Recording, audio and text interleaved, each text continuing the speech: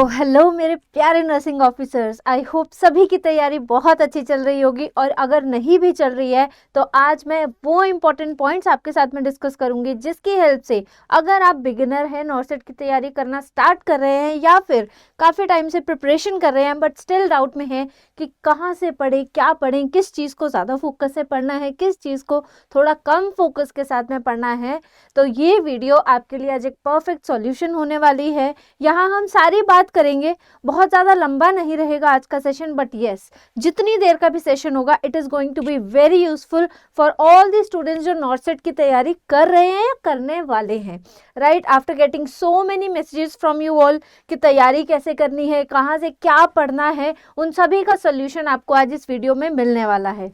Right, तो चलो अब स्टार्ट करते हैं। जैसा आपको यहाँ स्क्रीन पे नजर भी आ रहा है, this is going to be the NORCET blueprint. यहाँ पे इस ब्लूप्रिंट में हम सिर्फ और सिर्फ टॉपिक्स को डिस्कस नहीं करेंगे, हम ये भी डिस्कस करेंगे इस टॉपिक से प्रीवियस ईयर में कौन कौन से टॉपिक्स रिपीट हुए हैं।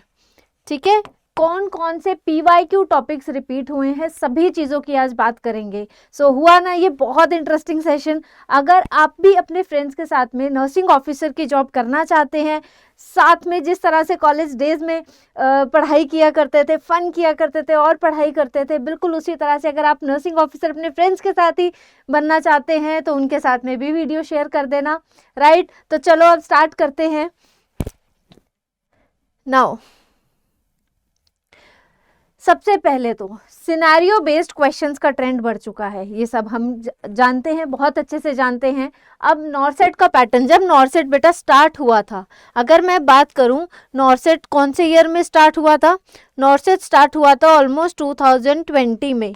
उस टाइम पे डायरेक्ट क्वेश्चंस आते थे, कहाँ से? थ्योरी से। राइट, फिर जैसे जैसे टाइम बढ़ा, आगे टाइम पास हुआ, 2021 आया, 2022 आया, धीरे धीरे सिनेरियो बेस्ड क्वेश्चन ऐड होने स्टार्ट हुए।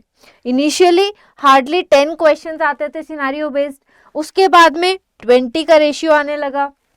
अब क्या है situation? by this year 2026 almost 60 to 70% MCQ आपके सभी सिनेरियो बेस्ड MCQ हैं।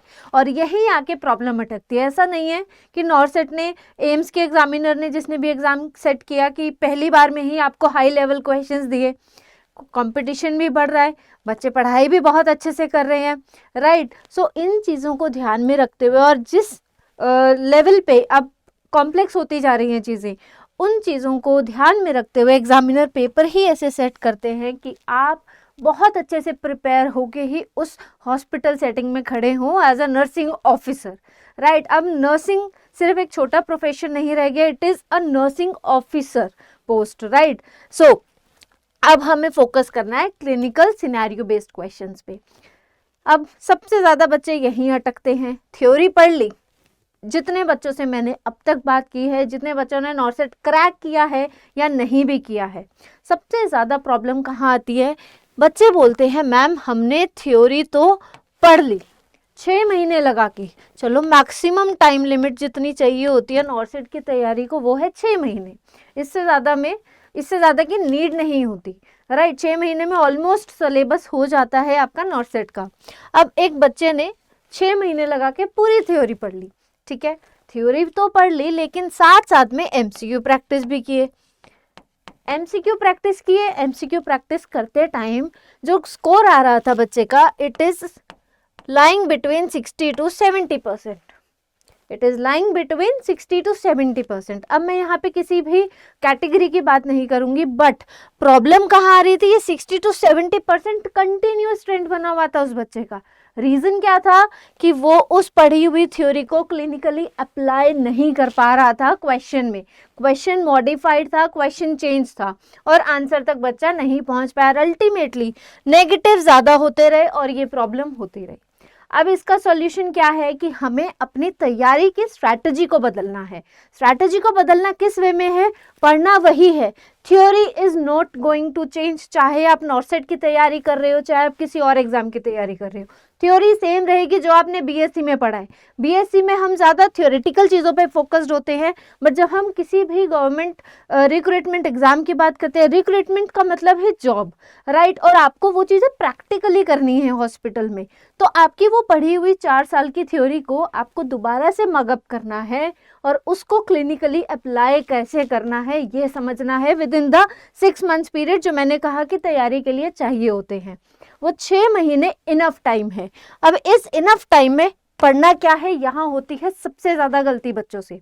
कैसे पढ़ना है, आपने थ्योरी को तो बेटा पढ़ना ही है, ठीक है, थ्योरी तो आपको any how without any miss cover करनी है, और थ्योरी में भी आपको अपने मेजर प्लस माइनर पढ़ने ही है। अब आप में से बहुत सारे बच्चे अभी मेंस के लिए तैयारी कर रहे होंगे और मेंस का एग्ज़ाम ऑलरेडी आ चुका है, राइट। सो इस वीडियो में आगे जो मैं कुछ टॉपिक्स बताऊंगी वो ऐसे टॉपिक्स हैं जिनको आपको विदाउट एनी मिस रिवाइज करके जाना है फॉर मेंस ऑल्सो। और जो पहली बार अभी तैयारी कर रहे हैं, जिन्होंने अभी तक नॉर्सेट नहीं दिया या प्रीलिम्स अपीयर नहीं हो पाया, क्वालिफाई नहीं हुआ बेसिकली, तो आप लोग भी इन टॉपिक्स को ज़रूर नोट डाउन कर लेना। बहुत इंपॉर्टेंट टॉपिक्स है जो मैं अब आगे आने वाले कुछ मिनटों में आपको बताने वाली हूँ। सबसे पहले अब हम बात करते हैं इस पूरे सिनारियो वाले पेज की, कि सिनारियो किस तरह के क्वेश्चंस आते हैं, scenario based questions for the beginners, this is very important.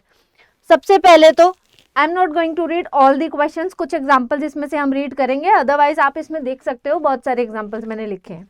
जैसे पहला एग्जांपल, पेशेंट को फीवर डेवलप हुआ। पेशेंट को क्या डेवलप हुआ बेटा, पेशेंट को डेवलप हुआ फीवर आफ्टर कैथेटराइजेशन। अब एज अ नर्स आप क्या प्रिकॉशन लोगे, इस तरह के सिचुएशंस होंगे, इस तरह के क्लिनिकल बेस्ड क्वेश्चन होंगे, बट क्वेश्चन इतना भी डायरेक्ट नहीं होगा। क्वेश्चन में आपके माइंड को कंफ्यूज करने के लिए, ताकि आपका माइंड इनिशियल कुछ वर्ड्स में स्टक होके रह जाए, आप ज़्यादा फोकस करके ढंग से क्वेश्चन को पढ़े। आपको पेशेंट की जगह पे यहाँ पे पेशेंट की एज भी दी हो सकती है विद नेम पेशेंट की एज दी होगी, साथ में दिया होगा फीवर है and some sort of symptoms as well, question में मेंशन होंगे, और आप इनिशियल पेशेंट का नाम, एज, बाकी सिम्टम्स में इतना उलझ जाओगे कि आप लास्ट वर्ड पे फोकस ही नहीं करोगे कि पूछा क्या है। ये यूजुअली होता है सिनेरियो बेस्ड क्वेश्चन में, जहाँ गलती होती है। तो हमें क्या करना है सिनेरियो बेस्ड क्वेश्चन में, इनिशियल वर्ड से पहले आपको क्वेश्चन का लास्ट वर्ड रीड करना है। Last word is the final action word, right. So इस क्वेश्चन से, इस सिनेरियो से क्या समझ में आया कि आपको क्वेश्चन का लास्ट वर्ड पहले रीड करना है, स्पेशली उन क्वेश्चंस में जो क्वेश्चंस लेंदी है। ये समझ लेना एग्जामिनर ने इनिशियल वर्ड्स आपको आपके माइंड को एंगेज रखने के लिए, स्टक रखने के लिए लिखे हैं, ठीक है। पहले लास्ट वर्ड पढ़ना, then read the whole question, specially in the long questions. Now next is nurse selecting correct disposal bag for blood soaked gauze. This is a very direct question, but इतना direct NORCET में नहीं आएगा, इसको भी twist किया जाएगा, ठीक है। सिनारियो दिया होगा, इस तरह का डिस्कार्ड जनरेट हुआ है बाय डूइंग दिस प्रोसीजर, आप as a nurse on duty हैं, आप कहाँ पे इसको डिस्कार्ड करेंगे, ठीक है। इस तरह से आपको क्वेश्चन दिए जाएंगे, right. Now let's take another very important example, newborn not crying immediately after birth. ये तो एक छोटा सा सिचुएशन है, छोटा सा सिनेरियो मैंने मेंशन किया, बट इससे क्वेश्चन कैसा आया हुआ है ऑलरेडी पीवाईक्यू में। नियोनेटल केयर पे रिससिटेशन स्टेप्स पे क्वेश्चन आया हुआ है, ठीक है। कहाँ आया है, रिससिटेशन स्टेप्स पे, एंड वेरी इंपॉर्टेंट यहां से ADR, please note this point. अगर किसी ने प्रीवियस ईयर क्वेश्चन सॉल्व किए हैं या देखे हैं, ADR का रेशियो नियोनेटल रिससिटेशन में बहुत बार पूछा है, एक बार नहीं, नॉर्सेट ने कम से कम 2 से 3 नॉर्सेट्स में रिपीट किया है। So this topic overall is very important, ठीक है। अभी आगे सारी बात करेंगे, टॉपिक वाइज भी चलेंगे। This is just an example कि सिनेरियो किस तरह से आते हैं, राइट। नेक्स्ट, पेशेंट कंफ्यूज्ड, लो सोडियम लेवल। यहाँ पे सिचुएशन कैसी दी गई होगी आपको, पेशेंट है, पेशेंट का नाम ये है, पेशेंट की एज ये है, पेशेंट को हिस्ट्री इस चीज़ की थी, ऐसे सिचुएशन थी, ये मेडिकेशन पे था। After confusion, after creating so much confusion in your mind, last last में पूछा जाएगा कि पेशेंट को बताओ कौन सा इलेक्ट्रोलाइट इम्बैलेंस है। ऑप्शन में आपको सब दिया जाएगा, हाइपोनेट्रीमिया, हाइपोकैलीमिया, जो सबसे ज्यादा कंफ्यूजिंग होंगे options, hypernatremia, hyperkalemia, hyperkalemia and hypernatremia. Now एक बहुत फेमस ट्रिक मैंने सुनी है, बहुत सारे बच्चों को सिखाई जाती है ये ट्रिक कि अगर आपको कोई भी दो ऑप्शन 50-50 लगते हैं, ये मैंने ट्रिक बहुत बार देखी है। मतलब ये बताया जाता है कि अगर कोई भी ऑप्शन आपको 50-50 लगते हैं, मतलब दो नियर बाय ऑप्शन लगते हैं, वो सही होता है। लेकिन यहाँ पे एक इम्पॉर्टेंट पॉइंट ये है, कैच है बहुत बड़ा, कि नॉर्सेट तो बेटा 4 ऑप्शन ही ऐसे देगा जो 50-50 50-50, ये समझ लो 25-25-25-25 इस तरह के क्वेश्चन होंगे। In that case what you guys will do, वहाँ पे तो भाई एक क्वेश्चन गलत हो जाएगा, नेगेटिव मार्किंग हो जाएगी और पता नहीं कितने बच्चों से आपकी रैंक पीछे चली जाएगी। अब इसका सोल्यूशन क्या है, इस तरह की ट्रिक से बचना है आपको। ये ट्रिक्स काम आती थी पुराने टाइम में, जब प्रीवियस ईयर के जो क्वेश्चंस थे सिंपल थे, ज़्यादा सिनेरियो बेस्ड नहीं थे, ज़्यादा घुमाए हुए रिडल काइंड ऑफ क्वेश्चंस नहीं थे। बट अब सिचुएशन ऐसी है कि अब तो एग्जामिनर एक्स्ट्रा स्मार्ट है, ठीक है, उन्होंने आपके clinical application based knowledge assess करनी है, सो वो आपको ऑप्शन ही 25 वाले सारे देंगे। ऐसी सिचुएशन में काम आएगी आपकी थ्योरी, जो मैंने आपको बोला था कि आपको थ्योरी ज़रूर पढ़नी है, थ्योरी पढ़नी है, इसमें अप्लाई करनी है। थ्योरी अगर पढ़ी होगी, हाइपोनेट्रीमिया में क्या सिम्टम होते हैं, इन सभी में हाइपोनेट्रीमिया, हाइपोकैलीमिया, हाइपरकैलीमिया एंड हाइपरनेट्रीमिया, अगर आपको सिम्टम्स याद होंगे तो आपको कोई प्रॉब्लम नहीं होगी करेक्ट आंसर पे आने में कि आपके पेशेंट को लो सोडियम लेवल हुआ है। I hope you all are getting my point. फिर भी अगर कुछ डाउट रहता है, वीडियो देखते देखते नीचे कमेंट कर देना, ठीक है। चलो, अब यहाँ पे जो आपको लास्ट कॉलम में स्टार्स दिख रहे हैं, ये है प्रीवियस ईयर के ट्रेंड के बेसिस पे कितनी रिपीटेशन पे ये क्वेश्चन आया है। रेड वाले मोस्ट रिपीटेड है, येलो वाले समहाउ रिपीटेड है, ग्रीन वाले लिटिल बिट रिपीटेड है, राइट। सो ये कलर कोडिंग के बेसिस पे मैंने यहाँ स्टार लगाए हैं। अगर लिखना चाहते हो तो अपने पास लिख सकते हो, बट इससे ज़्यादा इम्पॉर्टेंट है अभी आपकी थ्योरी। जैसा मैंने कहा, this slide specially for those जिन्होंने अभी पढ़ना स्टार्ट किया है, राइट। चलो अब चलते हैं अगले पे। यस, अब आते हैं रीजनिंग पे, वो पार्ट जो सबसे ज़्यादा प्रॉब्लमेटिक होता है हमारा। बीइंग फ्रॉम मेडिकल बैकग्राउंड, जिन्होंने भी 12th में 11th में बायोलॉजी ली थी, लेने का रीज़न मोस्टली यही होता है कि हमारी मैथ्स वीक है या हमें मैथ्स से डर लगता है, राइट। मैथ्स, रीजनिंग, इन चीज़ों से डर लगता है। I completely agree, I am also one of those kind of student, right. But हम इसको छोड़ नहीं सकते, क्यों? क्योंकि यही वो पार्ट है नॉर्सेट का जो आपकी रैंक डिसाइड करता है, राइट। सो रैंक डिसाइड करने के लिए काम आती है रीजनिंग एंड एप्टीट्यूड। अब यहाँ से कौन से टॉपिक पढ़ने हैं, बहुत सारे टॉपिक्स मिल जाएंगे आपको अगर आप जाके वेब सर्च करेंगे, अलग अलग उस पे इंजन्स पे सर्च करने पे बहुत सारे टॉपिक्स मिलेंगे। बट कौन से वो टॉपिक्स हैं जिनको आपको टॉप प्रायोरिटी पे रखना है, इस वीडियो में मैं वो बातें बताऊंगी आपको जो आपको एक इन अ कंसोलिडेटेड वे करनी ही करनी है। ब्रीफ वीडियो है ये, बहुत ब्रीफ में बता रही हूँ मैं, लेकिन एक और वीडियो में बताऊंगी आपको जिसमें मैं आपको डिटेल में बताऊंगी कि कैसे क्या पढ़ना है, but after the mains exam, right. Now reasoning में blood relation very very important. अब ब्लड रिलेशन वाले क्वेश्चंस को सॉल्व करने की ट्रिक क्या है? अब नॉन नर्सिंग के लिए तो आपके पास में बहुत अच्छे अच्छे फैकल्टीज़ हैं, मुझे उसमें बिल्कुल भी जाने की ज़रूरत नहीं है, आई नो दैट। लेकिन ट्राई करना, क्योंकि हम बायोलॉजी स्टूडेंट हैं, हमने मेडिकल पढ़ा हुआ है, तो हमें पेडिग्री चार्ट आता है, राइट। सो ट्राई करना ब्लड रिलेशन को पेडिग्री चार्ट के बेसिस पे ही सॉल्व करने का, ज़्यादा अच्छे से सॉल्व कर पाओगे। This is my personal experience, right. Next, logic building, tested scenario, puzzle with family relations described, यहीं से क्वेश्चंस आते हैं ज़्यादा, number 1 topic. And second number topic aptitude से परसेंटेज, डाटा इंटरप्रिटेशन, ठीक है, इन सब से क्वेश्चन आते हैं, ठीक है, पाइप, टैंक, पाइप से टैंक फिल हो रहा है, ये वाला क्वेश्चन याद आ गया होगा सबको। ट्रेन एंड डिस्टेंस याद आ गया होगा ये भी। रैंक एंड ऑर्डर, ठीक है। अब चलते हैं अगले पे, दैट इज जीके। अब जीके कहाँ से पढ़े, बहुत सारी चीजें मिल जाएंगी बहुत जगहों पे। बेटा जीके का कोई ऐसा सिलेबस नहीं है, general knowledge itself is a very vast subject, ना कोई इसका स्टार्टिंग पॉइंट आपको मिलेगा ना कोई एंड पॉइंट मिलेगा। अब ये ऐसा भी एक पार्ट है जिसको पढ़ें तो कैसे पढ़ें, कहाँ से पढ़ें, क्या पढ़ें, लेकिन इसका एक ही तोड़ है कि आपको जनरल नॉलेज के लिए अपने आप को अपडेटेड रखना होगा। जिन बच्चों की सोशल स्टडी स्कूल टाइम से स्ट्रांग है उनको तो कोई प्रॉब्लम नहीं आएगी,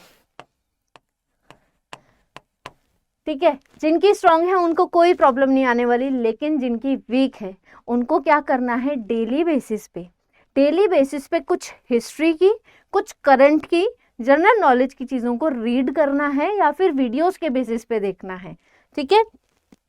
करंट अफेयर्स, गवर्नमेंट प्रोग्राम्स, अब ये गवर्नमेंट प्रोग्राम्स आपके CHN कम्युनिटी हेल्थ नर्सिंग में भी काम आएंगे।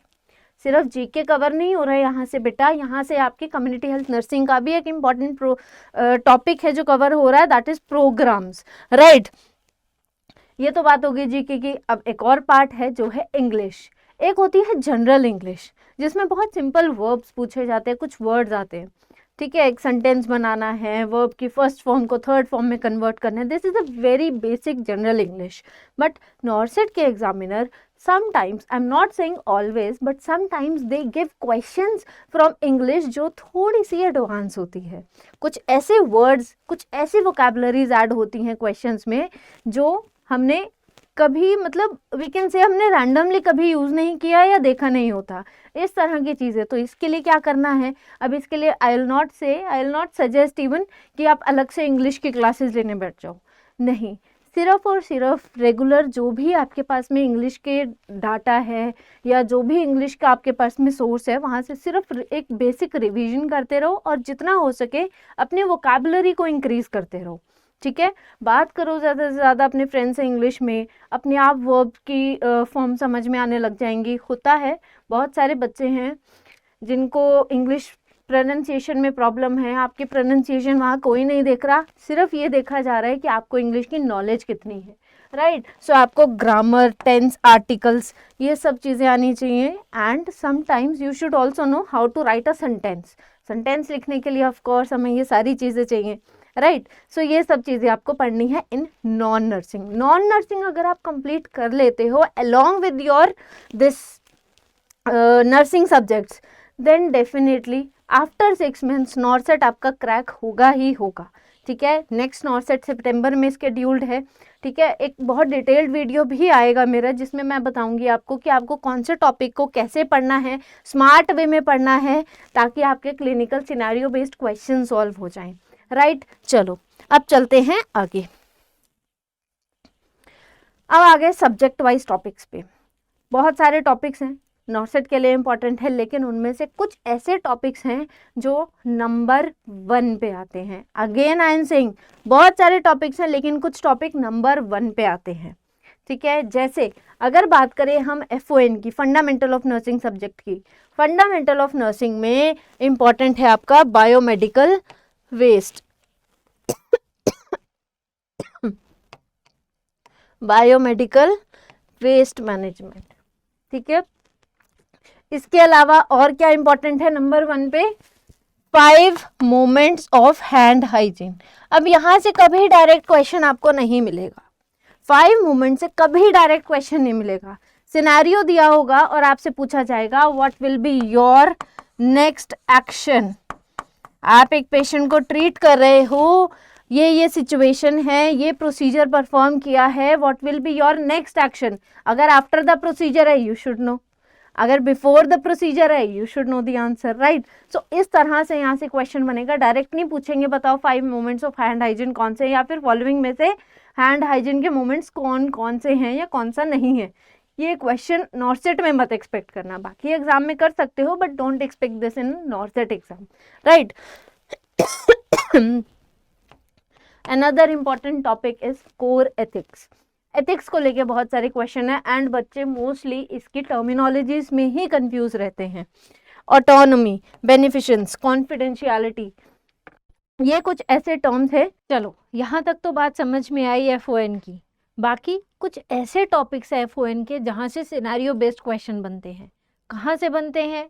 फॉर एग्जाम्पल, अब ध्यान से देखना, आपके वाइटल साइंस बहुत ज़्यादा इंपॉर्टेंट रोल प्ले करते हैं। वाइटल साइंस ना सिर्फ डायरेक्ट क्वेश्चंस असेसमेंट रिलेटेड, यहाँ से आपके ऑक्सीजन एडमिनिस्ट्रेशन, मेडिकेशन एडमिनिस्ट्रेशन, इस तरह के बहुत सारे क्वेश्चंस हैं। आप अगर PYQ भी देखेंगे आपको ऐसे क्वेश्चंस बहुत सारे मिल जाएंगे प्रीवियस ईयर क्वेश्चंस में, राइट। सो ये बहुत इंपॉर्टेंट है। पल्स रेट, पल्स रेट के ऊपर बहुत क्वेश्चंस है। सभी वाइटल साइंस इंपॉर्टेंट है और साथ में पल्स से रिलेटेड अब यहाँ से निकलते हैं सिनेरियो बेस्ड क्वेश्चंस। कैसे आएंगे यहाँ से scenario based questions? For example एक पेशेंट है, उसकी पल्स इतनी है, शॉक के क्वेश्चंस यहीं से निकल के आएंगे, फीवर के क्वेश्चन यहीं से निकल के आएंगे। तो ओवरऑल अगर मैं FON के कुछ ऐसे टॉपिक्स की बात करूँ, for example vital science and all, ये क्वेश्चंस मर्ज होते हैं with MSN subject. I hope अब सभी लोग समझ पा रहे हैं जो क्वेश्चन का एक स्केलेटन बनता है, ठीक है, जो हमारे क्वेश्चंस का बेटा स्केलेटन बनता है, उसके अंदर कुछ टॉपिक्स मर्ज किए जाते हैं, सब्जेक्ट्स मर्ज किए जाते हैं। अब स्केलेटन कैसे बनेगा, ध्यान से देखना। फॉर एग्जाम्पल, सबसे पहले आपको FON दी जाएगी, FON के साथ में आपको MSN मिलेगी, साथ में हो सकता है फार्मा का क्वेश्चन हो, तो स्केलेटन में फार्मा भी ऐड हो जाएगी। अब आता है हमारा नर्सिंग इंटरवेंशन, जो आप NCPs बनाते थे, वो सारा ये कंप्लीट मिला के बना हमारा क्वेश्चन का नॉर्सेट का स्केलेटन। इसी के ऊपर आते हैं क्वेश्चंस। अब ना ये सिर्फ MSN का सब्जेक्ट है, ना सिर्फ आप इसको कहोगे कि सिर्फ FON का क्वेश्चन है, ये मर्ज होके क्वेश्चन आया। और यही आज अब जो करंट ट्रेंड है नॉर्सेट का सिनेरियो बेस्ड क्वेश्चन का, सेम यही ट्रेंड है, ठीक है। तो डोंट यू थिंक हमारी तैयारी भी इसी टाइप से होनी चाहिए? कैसे होनी चाहिए ये मैं ऑलरेडी अपने बहुत सारे बच्चों को समझा भी चुकी हूँ, बता भी चुकी हूँ, और आज मैं फिर ये चीज़ बता रही हूँ कि आपको तैयारी भी ऐसे करनी है। एक टॉपिक उठाना है, पहले उसकी क्या पढ़नी है, एनाटॉमी एंड फिजियोलॉजी, ठीक है। एनाटॉमी फिजियोलॉजी पढ़ने के बाद आपको उससे रिलेटेड उसकी MSN पढ़नी है, यानी कि उसके डिसऑर्डर्स को पढ़ना है। डिसऑर्डर्स के बाद उसमें कौन सा फंडामेंटल प्रोसीजर करना है आपको वो पढ़ना है। फिर उसके बाद आपको उस डिसऑर्डर की फार्मा तो आप MSN में ऑलरेडी कर ही लेंगे, ट्राई करना कि इस टाइम पे आप डिटेल्ड उस डिसऑर्डर की फार्माकोलॉजिकल ट्रीटमेंट पढ़ ले, ताकि आपके इतने सारे सब्जेक्ट एक साथ हो जाएंगे। दूसरा, आपके ब्रेन को शुरू से ही प्रैक्टिस होगी कि आपको किस तरह से क्वेश्चन में अपनी थ्योरी को लगाना है, क्योंकि आपने थ्योरी ही इस तरह से पढ़ी है। एक बार करके देखना, 2 बार करके देखना, चौथी से 5वीं बार आप खुद इतने ट्रेंड हो जाओगे कि आपको क्वेश्चन देखते ही समझ में आ जाएगा कि पूछा क्या है, राइट। चलो अब बात करते हैं अपने अगले सब्जेक्ट की। यस, अब आ गया हमारा MSN का subject, which is the second part of the skeleton, ठीक है, क्वेश्चन के स्केलेटन का। यहाँ पे आपको एक्यूट इंटरवेंशन आनी चाहिए बॉडी सिस्टम्स की, स्पेशली कार्डियक। फॉर एग्जाम्पल के लिए यहाँ पे अगर मैं कार्डियक का लूँ एग्जाम्पल, कुछ इंपॉर्टेंट पॉइंट्स जैसे MI के साइंस, फर्स्ट स्टेप क्या होगा, नॉर्मल हार्ट रेट क्या होगा, इस तरह के क्वेश्चंस बहुत बार पूछे हैं नॉर्सेट में। और यही से, ये तो एग्जाम्पल कार्डियक का है, इसी की तरह आप यहाँ से एक्सपेक्ट करना respiratory system, integumentary. Yes, integumentary system कहने को बहुत माइनर सा सिस्टम है MSN का, लेकिन इम्पॉर्टेंट है, जहाँ से आपको वुंड हीलिंग के क्वेश्चंस मिल जाएंगे। अब बहुत सारे बच्चे बोलेंगे मैम वुंड हीलिंग तो हम पैथोलॉजी में पढ़ते हैं। यस, बिल्कुल पढ़ते हैं, लेकिन क्या आप इतना टाइम अलग से पैथोलॉजी सब्जेक्ट को देते हो? अपने आप से सच बोलना और खुद अपने आप से ये क्वेश्चन पूछना, नहीं देते, right. So why not to cover this subject पहले ही इस चीज को पढ़ लो along with your system, integumentary system. Wound healing करना है आपको, बर्न्स पढ़ना है आपको, burns is 5 star topic, very very important, right. Nursing intervention भी FON बर्न्स का इसी में आ जाएगा। सो समझ रहे हो, क्वेश्चन कैसे हैं अब, सारे सब्जेक्ट मिक्स होके। ओवरऑल जो अभी प्रीवियस स्लाइड में मैंने आपको स्केलेटन बताया, पूरा क्वेश्चन उसी पे बेस्ड बनता है, ठीक है। Next, shock. सभी टाइप्स के शॉक आपको पता होने चाहिए। एक शॉक बाकी सारे शॉक से डिफरेंट है। आया था नॉर्सेट में क्वेश्चन लास्ट ईयर, एक शॉक अलग है, बाकी सारे शॉक में कुछ आपको कॉमन एक चीज मिलेगी जो एक में नहीं मिलेगी। बहुत सारे बच्चे मेरे हिंट से गेस भी कर चुके होंगे ऑलरेडी कि मैम कौन से शॉक की बात कर रही है, राइट। तो आपको सभी टाइप के शॉक्स पढ़ने हैं, कहाँ टैकीकार्डिया होगा, कहाँ ब्रैडीकार्डिया होगा, उसी के साथ हाइपोटेंशन कहाँ होगा, first action. Yes, this is something जो आपको अपने हर क्वेश्चन में लगाना है। ये एक नॉर्सेट का गोल्डन रूल है, airway first then oxygen. For example एक पेशेंट है आपके सामने, क्वेश्चन में मेंशन है एक पेशेंट है, रेस्पिरेटरी अरेस्ट हुआ है, आपको उस पेशेंट को क्या करना है। ऑप्शन ए कह रहा है एयरवे पेटेंट करेंगे, ऑप्शन बी कह रहा है ऑक्सीजन देंगे। है तो दोनों सही, है ना, है तो दोनों सही, लेकिन सबसे पहली चीज एक सिंपल सा लॉजिक लगाना, एयरवे पहले देखेंगे ऑक्सीजन बाद में देंगे। क्यों? क्योंकि पहले हमें एयरवे को पेटेंट तो बनाना पड़ेगा। सपोज करो this is the trachea, patient की ट्रैकिया ही मुड़ी हुई है, आप जितना मर्जी ऑक्सीजन पेशेंट को दे लो, पेशेंट को नहीं मिलेगा, right. So here we are using ABC rule for NORCET. ABC rule क्या है? Airway first, right, then comes breathing, then comes circulation. So ये है एक रूल नॉर्सेट को सॉल्व करने का, नॉर्सेट क्वेश्चंस को, दैट इज ABC रूल। इसी की तरह और भी रूल्स है जो मैं आपको बताती रहूंगी, ठीक है। यस, रेस्पिरेटरी में COPD CO2 रिटेंशन मॉनिटर करना वेरी इंपॉर्टेंट। अस्थमा में पहले ब्रोंकोडाइलेटर लेंगे, इसके पीछे भी एक बहुत छोटा सा लॉजिक है, ब्रोंकोडाइलेटर फर्स्ट एंड इसके बाद हम क्या देते हैं, इसके बाद जो भी स्टेरॉइड हो ब्रोंकोडाइलेटर के बाद देते हैं। रीजन क्या है? रीजन ये है कि पहले हमें उस जगह को जो ऑलरेडी नैरो हो गई है उसको डाइलेट करना पड़ेगा, तभी तो दवाई अंदर जाएगी, है ना। सो इस तरह से ऐसे क्वेश्चंस को सॉल्व करना है आपको लॉजिक के साथ में।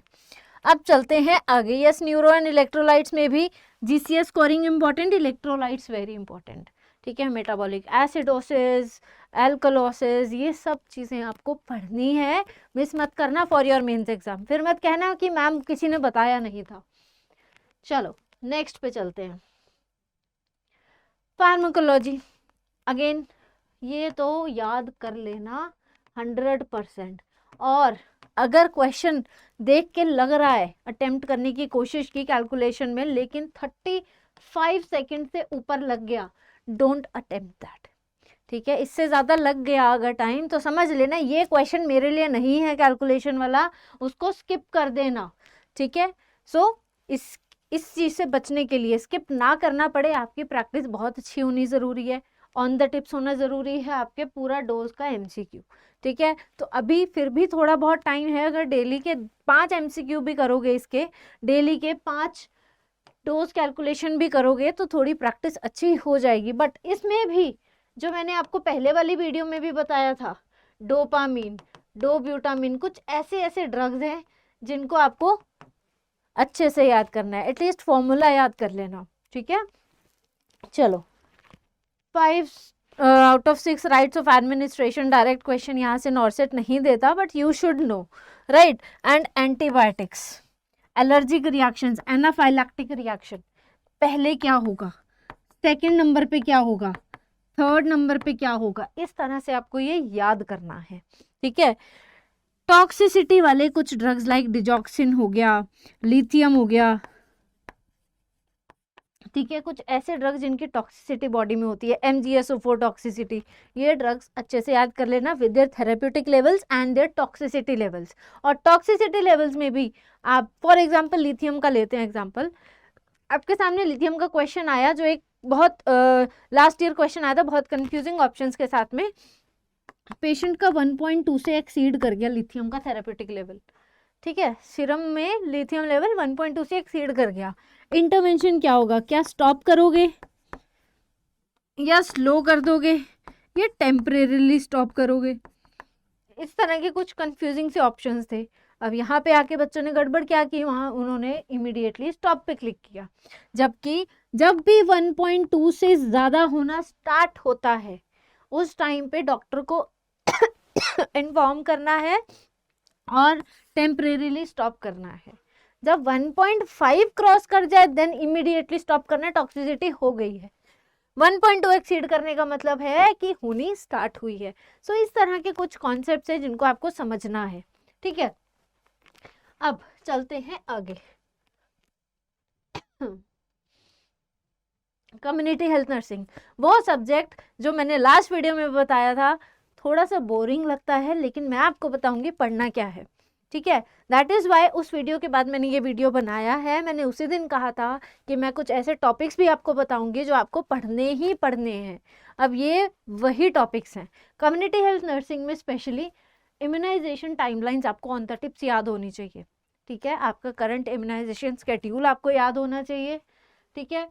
इसी के साथ चलो BCG, OPV, मीजल्स, ये तो वो है, वो वाले वैक्सीनेशंस हैं जो मल्टीपल टाइम्स PYQ में पूछे जा चुके हैं।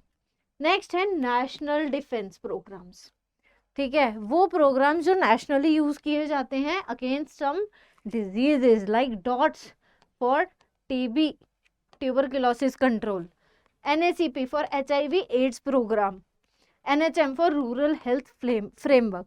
ये PYQs हैं, इनको विदाउट एनी मिस करना। और बाकी के प्रोग्राम जो हैं कम्युनिटी हेल्थ में जो आपके पास नोट्स में है उनको भी पढ़ लेना, but these will be on the top priority, right. Next, incidents in coming cases and new cases over time.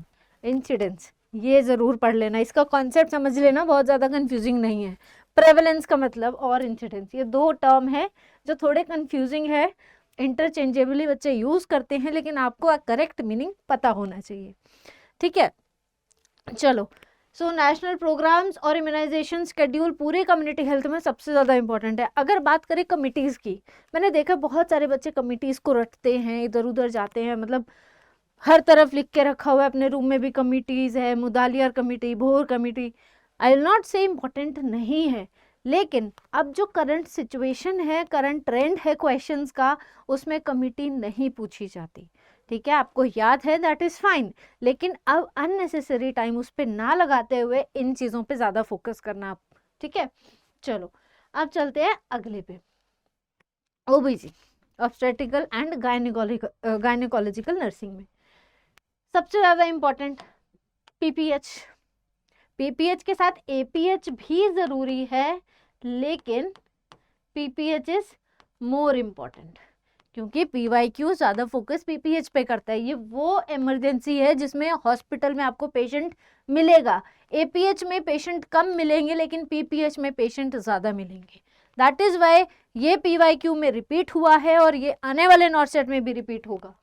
Labour की साइकिल, पूरा labour, first stage of labour, उसके अंदर के सब फेजेस सब याद होने चाहिए एज पर दी इवेंट्स। कौन से इवेंट में क्या हो रहा है, कितने सेंटीमीटर का डायलेटेशन कब होगा, सारे लेबर के events, cardinal movements of labour, everything बहुत इंपॉर्टेंट है। एंड जो कार्डिनल मूवमेंट्स हैं बेटा इसको याद करने के लिए व्हाट यू कैन डू, सबसे बेस्ट तरीका, अपने हाथ को ही पेल्विस समझो और अपने इस तरह से हाथ को, इस वाले हाथ को फीटस समझो, इसको पेल्विस बनाओ और इस तरह से प्रोसीजर याद करो, ठीक है। ऐसे प्रोसीजर याद करो, फिर कभी नहीं भूलोगे।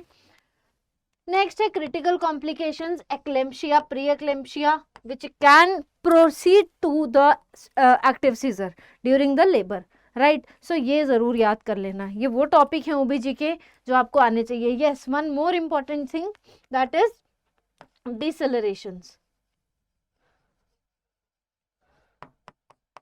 डिसेलरेशंस भी जरूर पढ़ लेना मेंस के लिए, प्री में भी आया था, मेंस में भी आएगा, ठीक है। एंड फैमिली प्लानिंग, कॉन्ट्रासेप्टिव्स, मोटा मोटा OBG के अंदर यही टॉपिक्स हैं जो घुमा घुमा के हर बार पूछे हैं, ठीक है।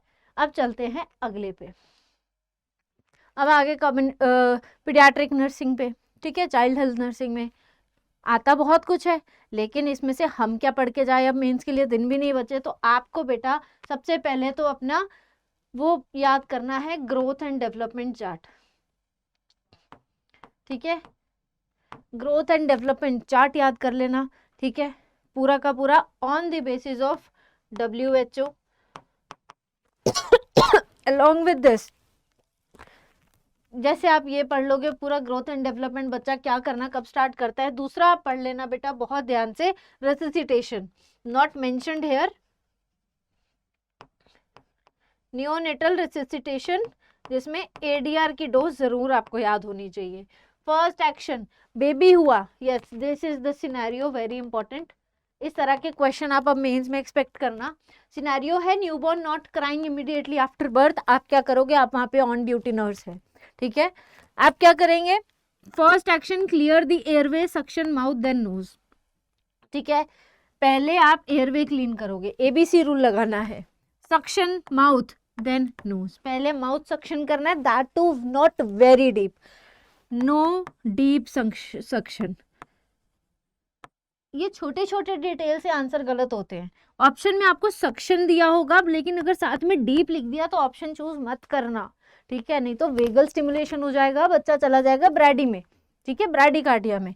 तो ये छोटे छोटे वर्ड्स का भी ध्यान रखना। असेसमेंट अबगार स्कोरिंग करते हैं, right, appearance, pulse, grimace, activity, respiration, Apgar बहुत इंपॉर्टेंट है, किसने दिया था ये नाम नहीं आएगा, ठीक है, अगर आप याद करके बैठे हैं वर्जीनिया अबगार ने दिया था तो कोई फायदा नहीं है, लेकिन अगर आप स्कोरिंग अच्छे से नहीं करेंगे तब गड़बड़ हो सकती है। तो स्कोर याद करना, कौन कौन से पैरामीटर्स पे इसकी स्कोरिंग होती है और मैक्सिमम कितना, मिनिमम कितना, ठीक है। चलो अब चलते हैं फटाफट से आगे। Mental health, one of my favourite subject, ठीक है, and my expertise subject. Mental health में क्या पढ़े, ये वो सब्जेक्ट है जिसको मोस्टली इग्नोर किया जाता है ये सोच के कि ये एक माइनर सब्जेक्ट है, बट नहीं, this is not a minor subject, but easy है बाकी सबके कंपैरिजन में अगर आप इसको अच्छे से पढ़ते हो। पढ़ना क्या है, स्किज़ोफ्रेनिया, डिसऑर्डर्स तो बहुत सारे हैं, ठीक है, और सब इंपॉर्टेंट भी हैं, ठीक है, लेकिन उनमें से नंबर 1 पे स्किज़ोफ्रेनिया पढ़ लेना। एंड अगर बात करें मूड डिसऑर्डर्स की, डिप्रेशन जरूर पढ़ लेना, ठीक है, डिप्रेशन में भी एक टाइप आता है डिस्थाइमिया, एक टाइप आता है साइक्लोथाइमिया, जो ICD के अंदर, ICD-10 के अंदर अलग से मेंशन है, specially this डिस्थाइमिया is mentioned in ICD-10, लेकिन अब इसका नाम चेंज करके कर दिया है परसिस्टेंट डिप्रेसिव डिसऑर्डर, ठीक है। तो ये जरूर पढ़ लेना क्या है क्या नहीं है, क्योंकि ये दोनों वो हैं, वो टाइप्स हैं, सब टाइप्स हैं जो प्रीवियस ईयर के क्वेश्चंस में है, ठीक है, नॉर्सेट में यहाँ से क्वेश्चन आ चुका है और बहुत इंपॉर्टेंट है, राइट। अब आते हैं, अच्छा स्किज़ोफ्रेनिया में EPS तो भूल के भी मिस मत करना, ठीक है, स्किज़ोफ्रेनिया में EPS भूल के मिस मत करना, और पूरी की पूरी psychopharmacology, I don't know here mentioned और नॉट, यस लिखा नहीं है बट आप बड़ा बड़ा अक्षरों में लिख लो बेटा, साइकोफार्माकोलॉजी। अब आप पूछोगे मैम साइकोफार्माकोलॉजी में क्या पढ़ना है, 4 ही ड्रग्स हैं उनको पढ़ लेना, 4 ही क्लासेस हैं उनको पढ़ लेना, जैसे anti depressants,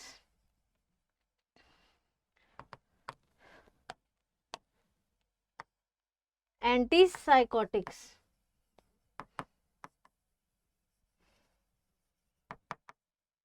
anti anxiety and mood stabilisers. ये चारों क्लासेस, सभी क्लासेस आपको याद करनी है, इनका स्पेशली मैकेनिज्म ऑफ एक्शन बहुत इजी है, कुछ ज़्यादा टफ नहीं है, इनमें सब पढ़ाऊंगी मैं, सारी क्लासेस में समझाऊंगी, एक बार समझाऊंगी कभी नहीं भूलोगे, इनके सभी के मैकेनिज्म ऑफ एक्शन पढ़ लेना, 5 स्टार लगा देते हैं यहाँ पे, ये बहुत इंपॉर्टेंट होने वाला है, ठीक है, सिर्फ नॉर्सेट नहीं बाकी एग्जाम्स के लिए भी। अब चलते हैं आगे, नेक्स्ट है therapeutic communication. This is one of the topic जो मैंने लास्ट आपको सेशन में भी बताया था कि इस टॉपिक को अपने कॉलेज डेज में तो हम इग्नोर कर देते हैं कि इतना कौन ही करेगा, very frankly I am saying this, हम यही सोचते हैं, बट हमें नहीं करना है, क्यों, क्योंकि अब हम हैं क्लिनिकल एप्लीकेशन साइड पे, अब हमें करना है as a nursing officer hospital में काम। तो ये एक वो पार्ट है जो बहुत इंपॉर्टेंट रोल प्ले करेगा। ये सिर्फ आपको अभी सिलेक्शन नहीं दिलवाएगा, ये आपको सिलेक्शन दिलवाने के बाद हेल्प भी करेगा कि कैसी सिचुएशन में आपको पेशेंट को कैसे बात करनी है। ठीक है, एक्टिव रहना, एम्पैथेटिक, ये all these are kind of therapeutic communication techniques. Question के साथ साथ में सारी चीज़ें सीखते जाना मेरे साथ में, सब मैं सिखाऊंगी कि एक सिनेरियो दिया है पेशेंट का, ठीक है, आपको उसमें कैसे रिस्पॉन्स करना है। ठीक है, नेक्स्ट है थेरेपीज। अब थेरेपीज में आएंगी कुछ सोमैटिक थेरेपीज, कुछ आएंगी साइकोलॉजिकल थेरेपीज। ठीक है, somatic therapies ECT and psychological therapies, दोनों इंपॉर्टेंट है। And some tests, some of the psychological test, ये चीजें आपको पढ़नी है for this mains exam, right. चलो अब चलते हैं आगे। आगे जी, अब अपने क्लिनिकल बेस्ड पे एग्जाम्पल, बीपी सडनली ड्रॉप कर गया आईसीयू में, एक पेशेंट का सडनली आईसीयू में बीपी ड्रॉप कर गया। यहाँ पे immediate action airway, ABC rule. फिर उसके बाद ऑक्सीजन, अगर एयरवे ऑप्शन में नहीं है तो आप ढूंढोगे ऑक्सीजन। ठीक है, आंसर चूज हो गया। Rational, treat early shock progression. क्यों करना है, क्यों का वर्ड आंसर है कि आपको पेशेंट को शॉक में जाने से बचाना है।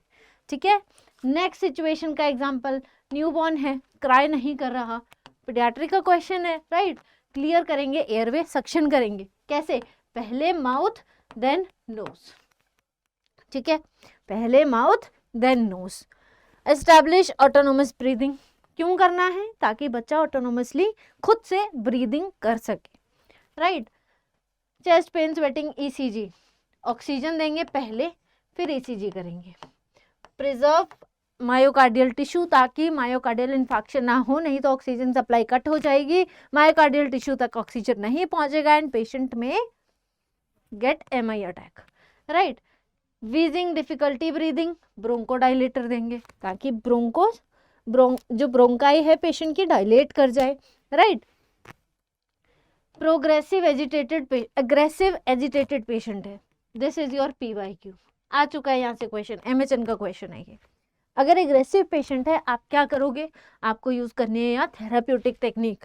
क्या करोगे, थेराप्यूटिक लिसनिंग, सुनना है, वैलिडेट नहीं करना, कंटिन्यू करने के लिए सपोर्ट नहीं करना। ठीक है, बस एक्टिवली सुनना है। ठीक है, ताकि बिना रिस्ट्रेंट के कंडीशन डीएस्केलेट हो जाए, राइट।